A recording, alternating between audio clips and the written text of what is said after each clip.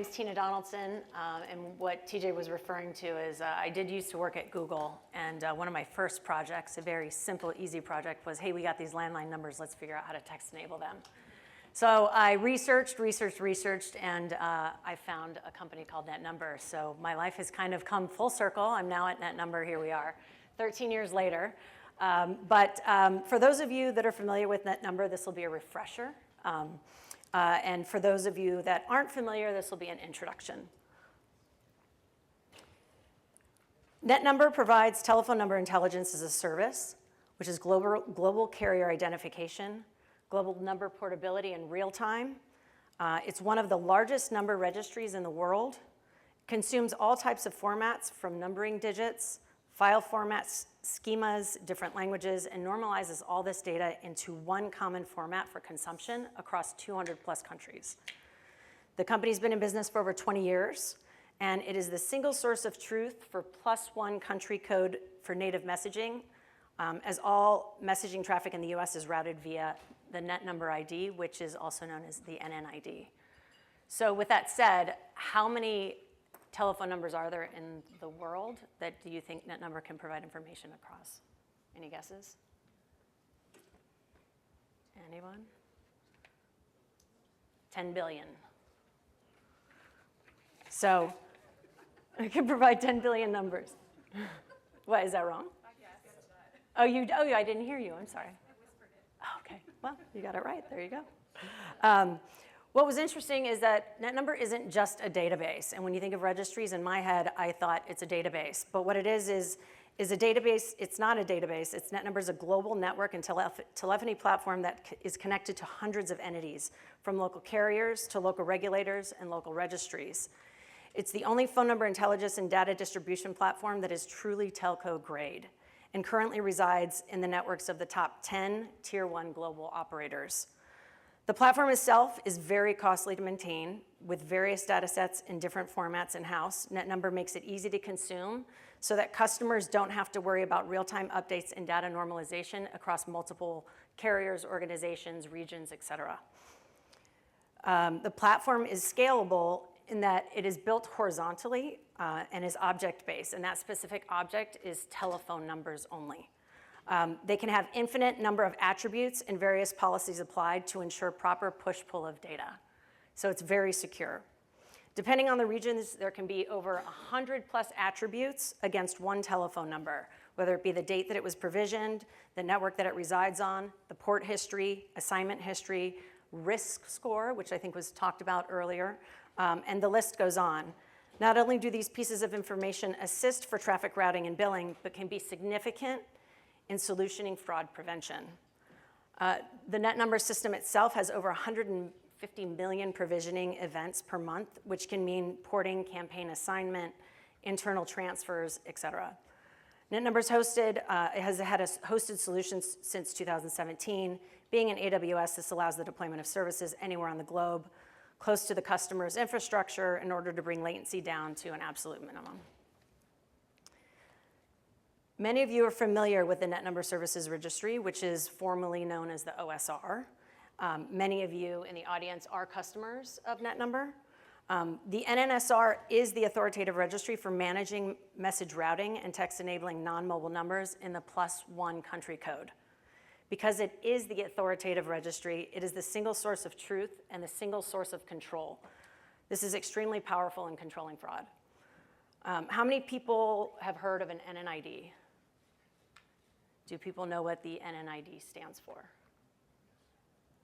Netnumber ID, which seems obvious. However, we have been in a lot of top tier 1 carrier meetings, and they've literally asked us, but would you be able to provide us NNID information?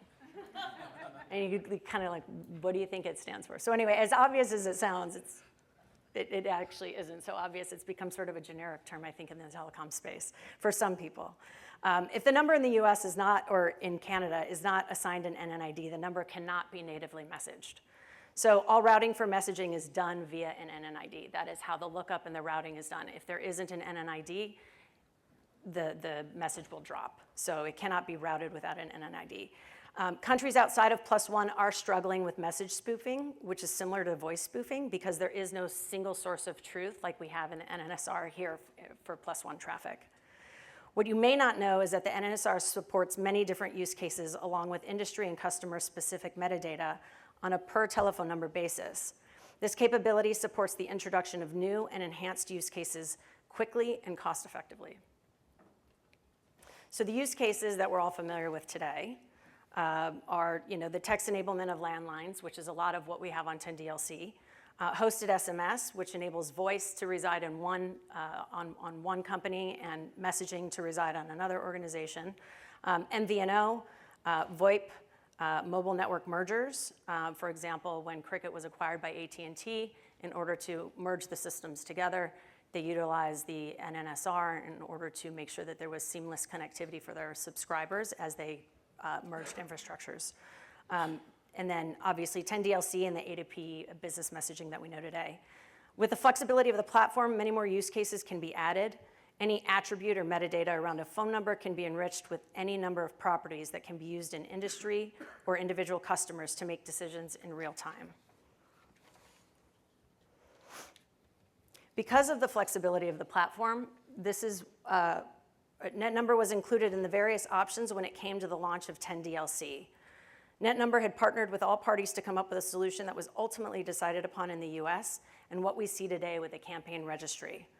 Netnumber partnered with TCR, the campaign registry, to provide industry the proper attributes against numbers so that all could make decisions in real time. TCR is the brand and campaign registry. Then they place the campaign IDs into the NNSR. The NNSR is where the campaign IDs, the 10DLC tags, and other telephone numbers and other information come together with the telephone numbers. Since the NNSR is a single source of truth and control, carriers and their firewall providers can shut numbers down, campaigns, and brands easily across the ecosystem if they are breaching 10DLC properties. The point of this is to illustrate the scalability of the NNSR and the ease of additional use cases. Given the flexibility of the platform, as mentioned earlier and evidenced by the delivery of information to industry so quickly, we've been working with client partners to come up with new and innovative solutions to help combat fraud. In collaboration and in working with our customers, because we don't provide directly to enterprise, so it is always through our customer's customer. We're introducing Number Lock and Number Watch. Number Lock enables brands to ensure their non-mobile numbers are not text-enabled. This is valuable for enterprise-owned TNs, which are used for voice, but not for texting. This was a large request that was coming specifically from the financial institutions where phishing and social engineering are prevalent. Number Watch is a part of Number Lock, where provisioners can add telephone numbers to a watch list. Netnumber will monitor the telephone numbers for a range of changes, whether it be number porting, NNSR activity, fraud, and informs the provisioners of activity in real time. So this is very, very important for financial institutions, and we're seeing an increase of awareness and interest in this product. Here's an illustration of sort of the flow. Number Watch can also be added to other numbers in the provisioner's inventory. You don't have to have Number Lock. So provisioners will be able to resell this service to their enterprise customers. So if you have financial institutions or people that are really protective of their numbers, which everybody should be, but there are those that are specifically targeted for fraud and phishing. Number Lock and Number Watch is something that we can talk further about. What I'm really excited about is this fraud prevention registry. Netnumber's been building a dynamic registry of phone numbers that are known to be involved in communications fraud with data coming from outside of industry directly from the enterprise. This is something that we've all been talking about here at MEF for the last year. We're now moving forward with a solution. This covers multiple scenarios, originating numbers or those numbers that are actually used in the message themselves where it says, please call here for more information, and you pick up and they provide like an 800 number inside. We've initially partnered with WMC Global to consolidate and distribute this fraud data reported by financial institution customers. We're looking for client partners to both consume and contribute to this fraud registry. So one of the use cases that we see currently with the fraud registry is helping to shut down global SIM boxes. And I think somebody mentioned this. These indicators were high volume messages within a short period of time. Lots of originating IP sender numbers in succession, and going over messages going over P2P or the OTT channels. Carriers and MNOs specifically can leverage the fraud protection registry to discover SIM farm activity. So beyond blocking numbers, they can geolocate and partner with federal law enforcement on intelligence collections to shut the bad guys down. So with that, the takeaway. The NNSR is the single source of truth that can prevent spoofing. So we don't have spoofing in the US on messaging. There's impersonation, but not spoofing like you do see in voice. The single control point where you can shut down bad actors in real time through the NNID. 10DLC is the most mature, flexible, and effective sender ID registry in the world. There are countries that are looking at us to see how they can actually help solve some of these issues because of the NNSR. Information sharing, the NNSR data drives messaging scam and fraud detection in real time. Protection against brand impersonation. Enterprises can protect their voice-only phone numbers against text enablement. So Netnumber is looking for more partners to help you to protect your enterprise customers against brand impersonation with Number Lock and Number Watch.